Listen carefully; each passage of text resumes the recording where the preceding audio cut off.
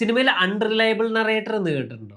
അത്ര കേട്ടുപരിചയമില്ലാത്തൊരു ടേം ആണല്ലേ. Welcome to celluloid studies. My name is Anand and today we are going to talk about the unreliable narrator. Unreliable narrator എന്ന് പറഞ്ഞ story telling മെത്തേഡാണ്. And ഇവിടെ story പറയുന്ന narrator credibility കുറച്ച് മോശമാണ്. അതായത് ആള് പറയണത് അങ്ങനെ അങ്ങോട്ട് വിശ്വസിക്കാൻ പറ്റില്ല. ചിലപ്പോൾ ചിലത് തെറ്റായിരിക്കും. അതിന്റെ ഏറ്റവും നല്ല എക്സാമ്പിൾ ആണ് ഫൈറ്റ് ക്ലബ്. ബിഫോർ കണ്ടിന്യൂയിങ്, ഇതുപോലെ സിനിമ റിലേറ്റഡ് വീഡിയോസ് ഇൻട്രസ്റ്റിംഗ് ആണെങ്കിൽ ഫോളോ. സിനിമ കാണുമ്പോൾ നമ്മൾ വിചാരിക്കും ടൈലർ ഡേർഡൻ എന്ന് പറയുന്ന ഒരു റിയൽ ക്യാരക്ടർ ആണെന്ന്, വിത്ത് real motifs and real actions. അത് അങ്ങനെ തന്നെയാണ് ഫിലിം ചെയ്ത് വെച്ചിട്ടുള്ളതും. പക്ഷേ സിനിമയുടെ ക്ലൈമാക്സ് എത്തുമ്പോഴാണ് മനസ്സിലാവുക ടൈലർ ഒരു ഫിഗ്മെന്റ് ഓഫ് ഇമാജിനേഷൻ ആയിരുന്നത്.